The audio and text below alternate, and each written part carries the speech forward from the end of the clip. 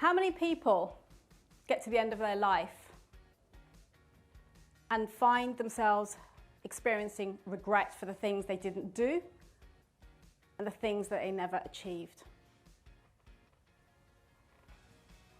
The truth is, we don't know those numbers. But would you agree that it's likely there's a lot more regret than there is celebration? Yes or no? So where are you right now? Maybe you're in a situation where you're feeling stuck. You find yourself in a sea of sameness. Maybe your life's become a bit stagnant and you're finding that year on year nothing changes. And in actual fact, a big part of that is because of your fear of letting go of the security you have, whether it's the security of your job, your finances, the people in your peer group, your network. It's that fear of change, of letting go. And so, nothing changes if nothing changes, right? Perhaps you find yourself worrying about other people's opinions of you, their judgments, and their impressions of the things that you do, the things that you want to do. And therefore that leaves you playing small and you don't take that action for fear of what other people are going to say. Or possibly you're in your own head and actually all that inner self-talk is talking you out of the things that you want to do because perhaps you're not good enough, you're not pretty enough, you're not talented enough. Whatever bullshit stories you're telling yourself are the things that are holding you back. Those are your limitations that you're placing on yourself. But here's the thing. It doesn't have to be that way.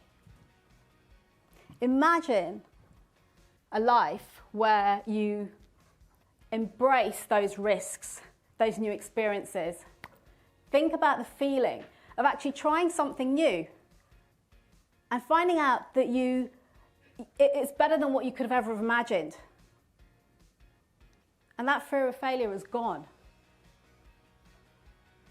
Imagine experiencing change and actually embracing it and doing what you love before it's too late. And what if you chose to let go of those opinions, those judgments of other people? Because we all have opinions, but they come from our place of being, from our past experiences. And it doesn't matter. We're not on this earth to live up to somebody else's expectations of us. We're here to live our life and to make the most of every day. And what if you let go of the limitations that you put on yourself in terms of that self-talk, that inner dialogue that stops you, that holds you back? Because we all do it.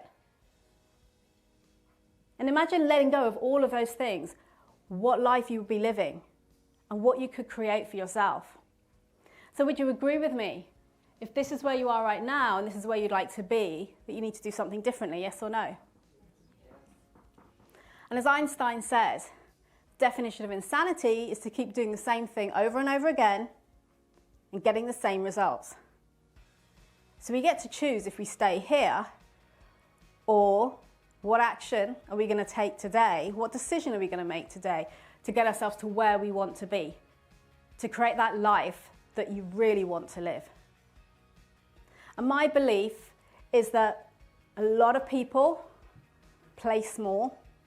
They live a life of average because they live in fear. The fear of all of those things that I've mentioned. The fear of failure, the fear of success, the fear of judgment, opinions, of taking a risk, of losing all that security. And so often people fail to look at, well, what could go right? What could be really successful if I just took that first baby step to try something new? Have you ever tried something new and actually it's turned out even better than you expected? Raise your hand. So what's stopping you? Let me ask you this. How many things right now can you look back on and think, I missed out on that opportunity? Or I regret not taking that step? Imagine if nothing changes now, what will you be reflecting on in 5, 10, 20 years' time that you didn't do, that you didn't achieve because of that fear of holding yourself back? You may have heard the Japanese proverb, when is the best time to plant a tree? And the best time is 20 years ago. So when is the next best time to plant a tree? It's today. Every day is day one. So no matter what's happened before, today, tomorrow, the next day is your day one. It's you versus you. And you get to choose and make that decision of what changes you want to implement in your life and what it is you want to create. So I invite you to consider which areas of your life right now are you perhaps not happy in, or that you feel you could improve, that you'd like to experience more. It could be your finances, your relationships, your job or your career, your social life, whatever it might be. Take some time to really reflect on that and think about, where do I want to see change? And then remember that that change starts with you, not with anyone else. And a quick story I want to share with you today. I saw this firsthand. Bear with me on this because it's quite emotional.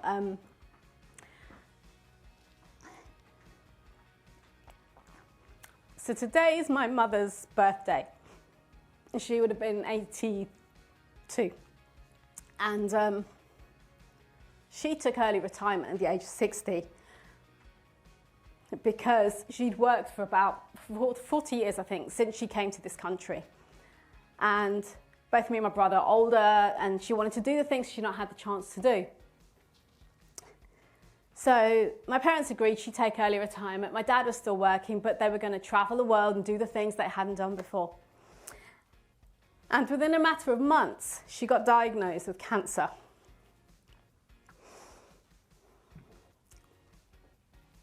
And it was multiple myeloma, which is bone marrow cancer. And the tumour was in her spine, which meant that within a matter of 24 hours, she discovered that she'd never walk again. So that travel never happened because they kept putting it off. They kept talking about, we'll do it later, we'll do it when we retire, we'll do it, you know, when we saved up more money, or we've done this and we've done that, and it never happened. And at the time, this was in the year 2000, so 22 years ago. But at the time, 60 for me was old, and I'm now 50, and I look at that and I think, shit, in 10 years, I'll be 60. What am I going to be doing with my life? What can I do between now and then so I don't have regret when I get to that age? So my invitation to you is to do everything possible so that you do not live with that regret.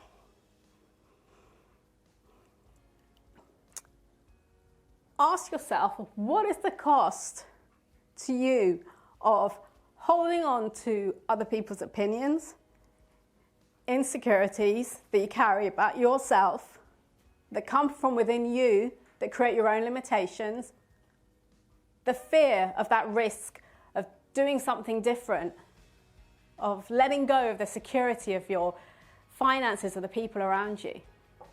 What is that costing you right now? And now that I've taken back control of my emotions, thank you for that space, I'd like to ask you this question. Why am I here today talking to you on a day where we're celebrating a week of International Women's Day? To share this with you. So let me tell you a little bit about me. Back in 1999, you would have found me sitting at my desk in an open plan office, working as an accountant, staring at spreadsheets. And my financial controller at the time, he had hired me and he was now leaving the organisation. And he came over to my desk to have a chat. John was about 5'8", always suited and booted, cufflinks, the white shirt, very old school, a dark grey beard and short black hair. And he came and he sat down on the seat next to me. Leila, as you know, I'm going to be heading off tomorrow. It's my last day. But I just wanted to give you a bit of feedback before I go, because after all, I did hire you. And when we had that interview, you shared your aspirations, your career aspirations. And don't get me wrong, you've demonstrated the capabilities. You work really hard, you keep your head down, you deliver on time, your work is great. But here's the thing, you're going to struggle to achieve those aspirations. Why? Because people don't know who you are. They don't know what you're about. They don't know the value that you bring to the table. So you need to make yourself known. Now here's the thing. Back then, I was the quiet church mouse. I wouldn't say boo to the goose. I kept my head down and I worked really hard, and I believed that everyone around me was better than me and cleverer than me. And I believed that actually if I did that, if I kept my head down and I worked really hard, I'd succeed. People would recognize me and I'd move up the ladder. But John, that's not going to happen. People will laugh at me if I speak up, if I share my opinions, if I make myself known. I'll embarrass myself. Leila, if you don't try, you'll never know. That left me sat in there for about next year or so, trying to figure out what to do with that, because I recognized it was good advice. But at the same time, I lacked so much confidence and self-esteem that I could see I needed to do something, but I didn't know what. I didn't have the confidence to do anything with it. And about a year or so later, still staring at spreadsheets, I recognized that actually there's more. Not there's more to life, but there's more for me. And there was this inner feeling that I wanted more. So then you see me with a different manager now. Monday morning, going for our briefing in the open plan office. In the middle, there was this big, like a goldfish bowl office that everyone could see in. And we go in there on a Monday morning and have our briefing for the week. So with letter in hand, I walked in and sat down and slid the envelope across the table to my boss. And as he opened it, Leila, this isn't what I think it is. I know you love your job. I know you love working for me. Why are you leaving? We've got a review coming up. You know I'm looking to get you that pay rise. Kevin, it's not about the money. In fact, I'm taking a 50% pay cut. A 50% pay cut. You're about to buy your first house. How on earth are you going to do that? And why would you do that? I'm going to be a recruitment consultant. A recruitment consultant? You don't have any sales experience. Why on earth would you do that? Kevin, I've really done my research, my due diligence, and I just feel I have to go and do this. And so I did. I quit my job, I took a 50% pay cut, and off I went. About a week before I was due to start that role was the time in which I was going to pick up the key to that first house. And on the day that I went to pick up the key to my first house was the day that we got told that my mother would not be walking again. So at this point, what would you have done? The easy option was to go back to Kevin, who'd left the door open for me, and say, actually, you know what? There's a lot going on here. I think I'll stay and do what I know and what's comfortable, where I have that security and that familiarity. But I didn't. I decided I was still going to pursue my decision and go ahead. And a week or so later, day one at my new job, I was shown my desk. There's a bank of desks with seasoned recruitment consultants.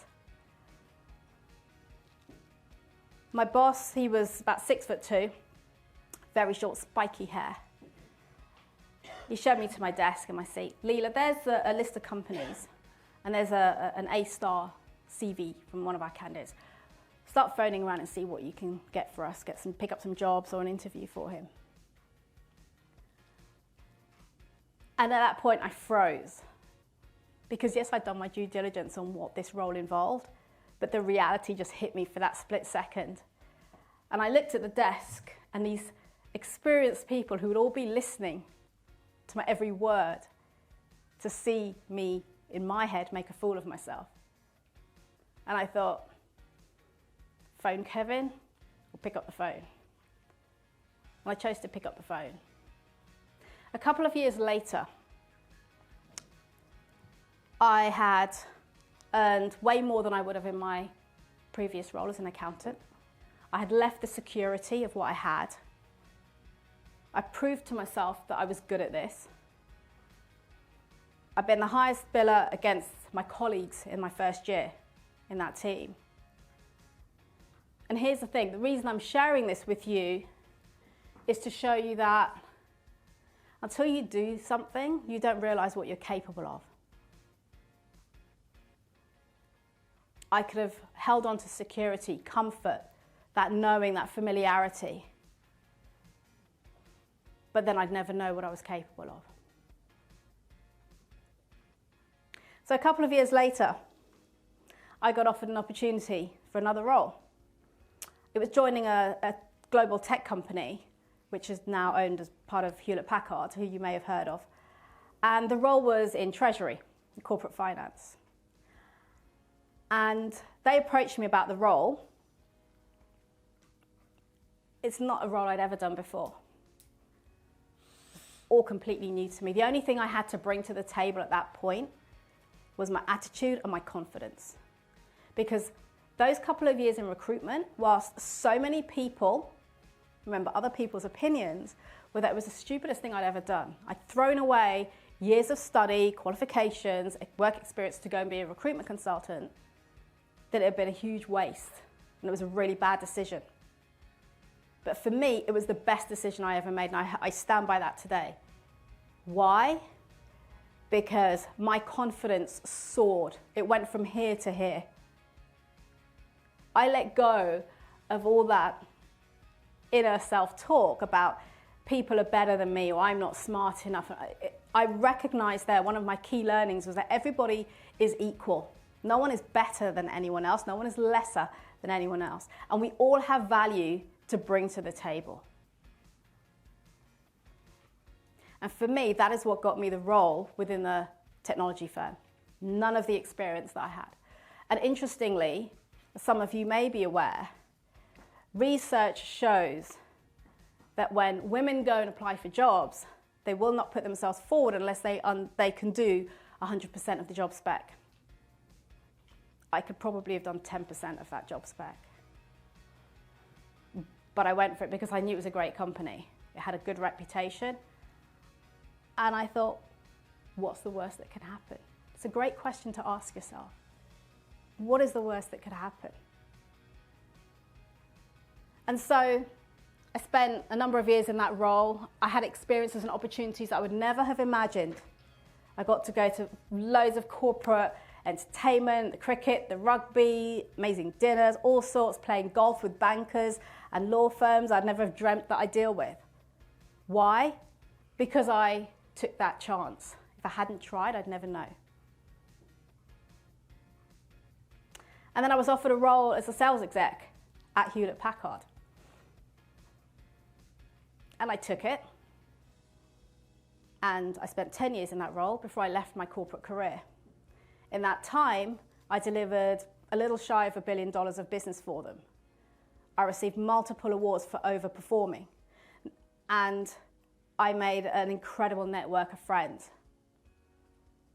And the reason I'm sharing this with you today is because 25 years ago when I started my career, if you said to me, have you ever thought of working in sales?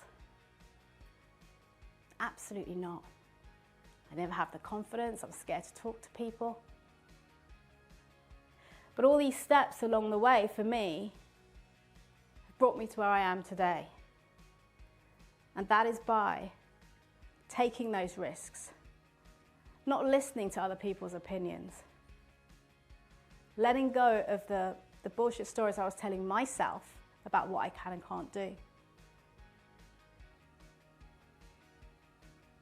So if I didn't try, I would never know.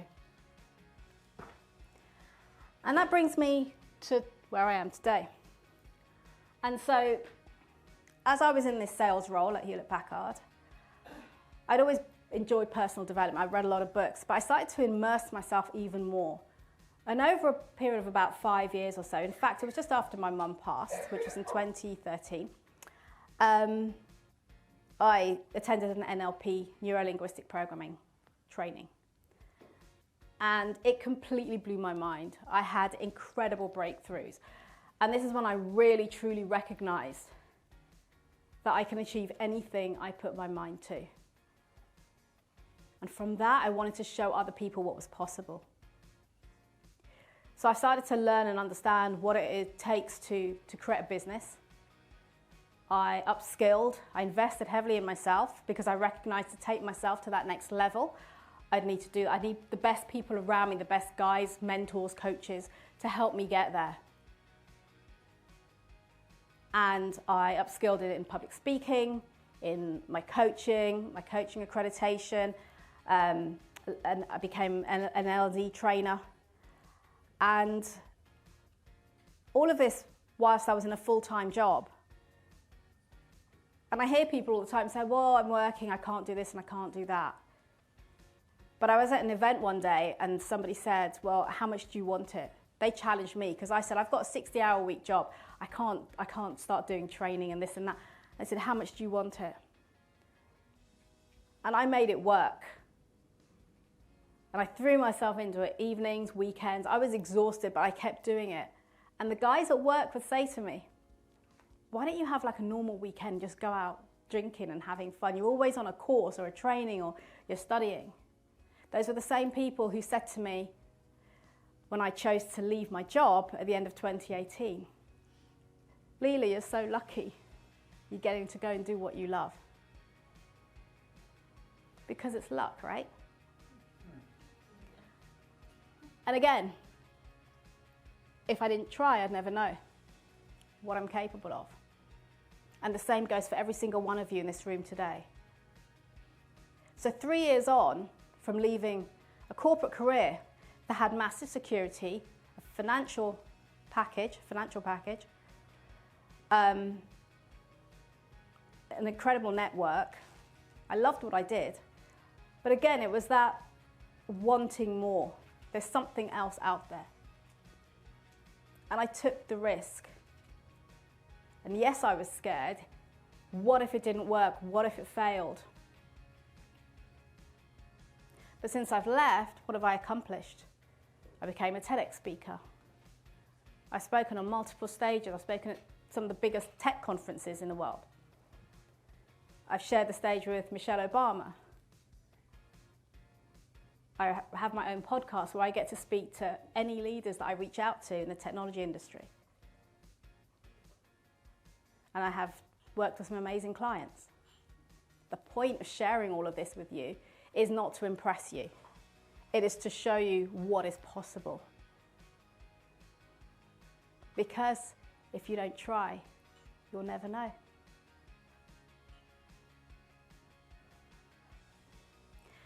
So, like everyone that's gone before me today,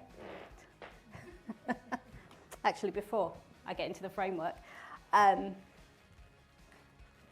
these are some pictures of some of the things I've done since I published a book as well, actually, forgot about that. So I published a book, Success Redefined, that was in 2015. It was one of the first things I did, in fact, when I embarked on this journey.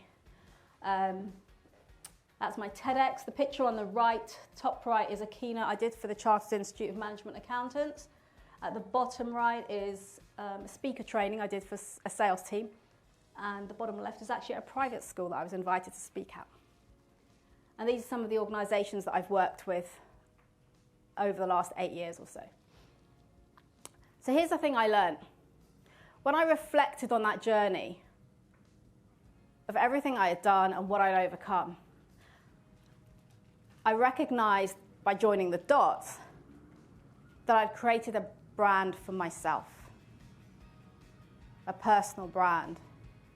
And I came to recognize that that is a thing that we need to do to be able to stand out, to be visible, to be heard, to be listened to be top of mind for the people that matter, so the people who are decision makers, whether it's your prospects, whether it's a hiring manager. And so, before I share my framework, this is a quote I want to share with you. And I always share this at any talk that I deliver. It's from Zig Ziglar, a successful American sales trainer. And he says, "I have always said that everyone is in sales. Maybe you don't hold the title of salesperson, but if the business you're in requires you to deal with people, then you, my friend, are in sales." Why do I share that with you? Because we are all in sales, no matter what you do, whether you're an employee, whether you run your own business. We're always selling inadvertently. We're always influencing. We're always looking for people to like us, to come towards us. So we're all in sales. And what better way to be successful and to have people gravitate towards you than having to chase after things because you have a strong personal brand. So what is personal branding? Ever since I decided to encompass what I'm doing now as personal branding, the definition has been diluted, and now it looks at a number of facets. So for example, personal branding could be the way that you dress, the colors that you wear, your presentation of how you show up, how you look. It can be your online presence, which is in the main what people talk about when it comes to personal branding. It's about your LinkedIn profile, about how you're showing up, your followers, what you post online, etc. For me, personal branding is about you. It's about the individual. It's others' perceptions of you. It's your reputation amongst your peers, your colleagues, your network, and your industry.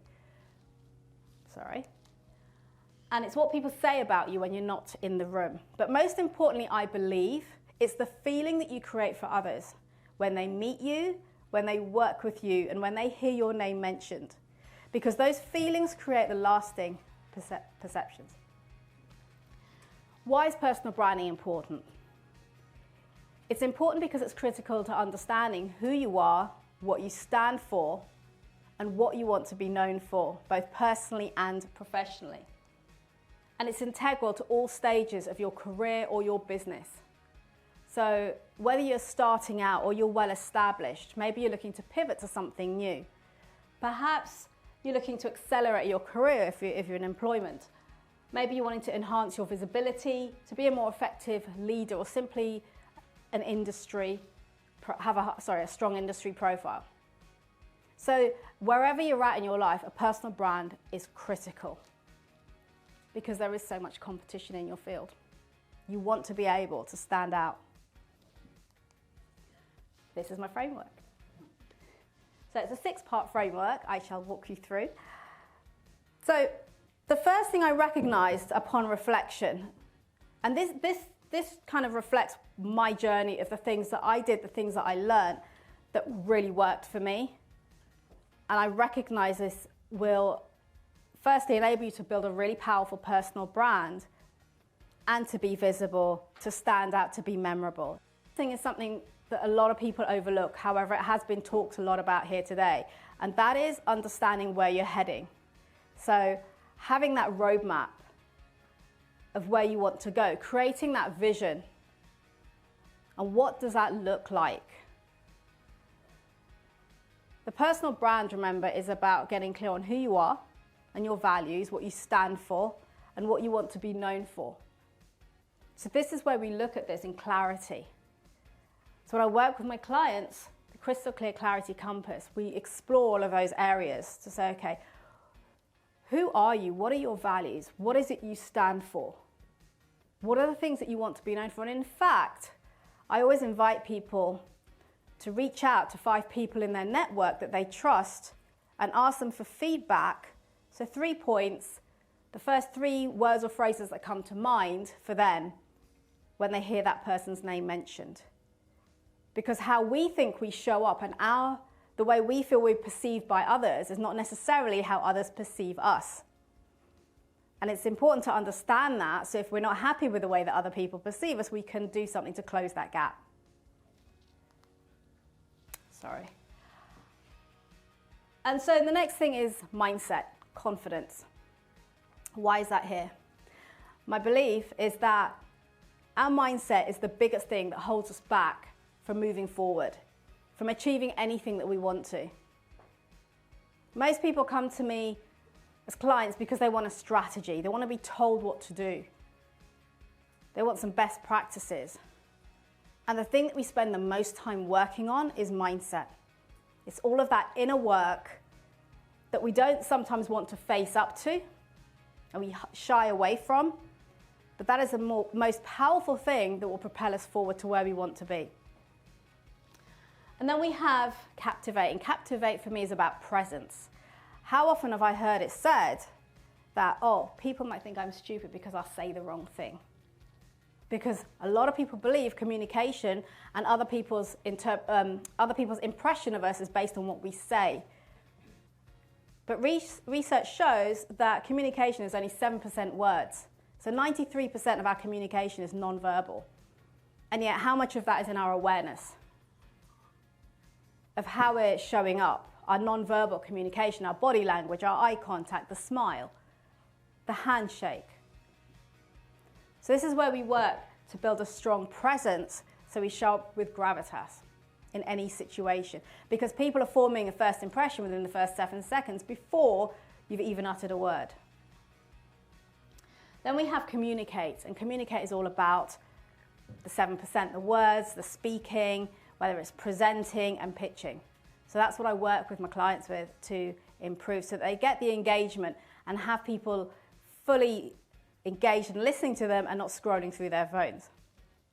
We then have Connect, and Connect is about relationships. Something that people often don't realize until they need it is that networks are critical. Look at Tony Robbins. Tony Robbins talks about connection being one of the 6 human needs. But oftentimes I've seen so many people who wait until they need something to start reaching out to people and asking for help. How would you feel if someone out of the blue reached out to you to ask for help when they've never taken the time to get to know you or speak to you before? So I show the importance of building a strong circle of influence, of having that network around you and nurturing that network so that when you do need the help, you can reach out and it doesn't feel uncomfortable or awkward or people turn the other way. Because people do love to help. And also it's a great feeling for you to be able to help others. And so connection is key. And then finally we have Cultivate, and that's about cultivating personal leadership. So it's about bringing all of these aspects together to show up as a leader for you. It's not about a job title. It's about, from the inside out, being a leader for yourself so that you can be a leader for other people. I'm just going to delve in briefly to the mindset pillar of this framework. So it's winning mindset mastery. And the first thing we're going to look at is thoughts. So what do I mean when I talk about thoughts? Well, if you imagine the child's bubble machine, you know the bubble machine you have at parties that blow out the bubbles and they come along and then they pop.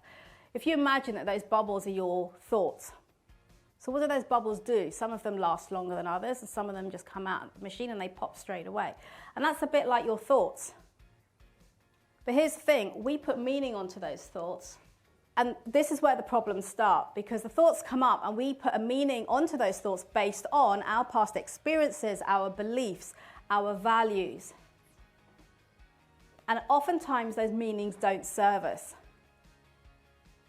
We make assumptions based on something that's happened in the past.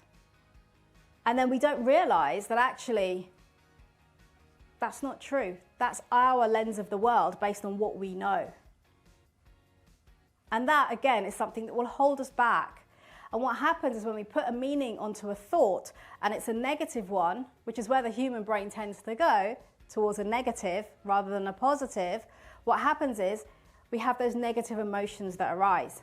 And when we have the negative emotions coming up, they directly influence how we behave and our interactions and the actions that we choose to take. And when we do that, that directly influences our outcomes, the results that we have. Does this make sense, yes or no? Yes. So I'll give you an example of this, is actually a speaking engagement I had several years ago. And so I was invited to speak, and I volunteered to go along and speak at this event. And it was across the other side of London, so I live in London. And I had to travel there very early on a Saturday morning, and I had a full week of work. I was exhausted, ill-prepared, I felt, for the talk. And it was raining, of course, so by the time I got to the venue, my hair was frizzy. And it was just that point where I was tired, my hair was frizzy, and I felt like I hadn't really prepared for this talk. And my talk was in the afternoon, a little bit like today. And as I got towards my time slot to speak, I could feel I get butterflies in my stomach, and I was nervous, I was anxious, I was not in a good place. And because I built up my self-awareness, I tuned into that and I thought, hang on a second, what is going on here? That is not going to serve me well to get up on stage and speak to an audience when I'm in this state, because I could feel it wasn't conducive to me doing well. So what were the thoughts that were coming up for me? The thoughts that came up for me were, I'm ill-prepared, so I'll forget what I have to say. I look like crap because my hair's frizzy. I'm tired, so I'll probably forget things, and I won't perform well, I won't engage with the audience. So there's all these thoughts going on in my mind, and I was giving meaning to them, the meaning being that I wouldn't do well when I delivered my talk. Does this make sense? Are you with me? So by catching myself, I thought, okay, what can I do differently? Because if I just let that carry on, the emotions that I'm having are going to directly impact the way that I show up on stage to speak to people. The outcome is going to be that people probably won't engage with me, they won't really resonate with me, and they'll probably walk out, right? That's not the result I want. So what I did was I looked back at my thoughts, okay, well, why have I chosen to be here? It's not because I want my hair to be straight and not frizzy or whatever. It's because I'm here to inspire the people in the room. And as soon as I took the focus off of me and onto the people in the room and why I had chosen to be there to serve them, that feeling that I had in my stomach completely dissipated. Because the meaning I was putting onto my thoughts shifted. Does that make sense? Which meant that when it was my turn to go and speak, I did a better performance. I was very focused on the audience. I wasn't focused on me. And a big part I've learned of public speaking is to focus on the people in the room, not on yourself. To let go of the fear and the anxiety that it can create. So that's just one example of what I mean here, about how we can shift our thoughts to serve us better. I'm just going to go back a slide. So self-awareness, the reason I have this slide in here is because for me, self-awareness flows through everything. So the framework that I shared with you, everything is about self-awareness. It's about checking in with yourself, recognizing the thoughts that you're having, how you're showing up, the way that we carry ourselves, the way that we engage with other people, the conversations that we have, the assumptions that we make, the judgments that we make. So all of that self-awareness, when we really start to tune into that, we get to take back so much control in our life. So this is huge. This is relevant in all areas of the framework when we talk about personal branding.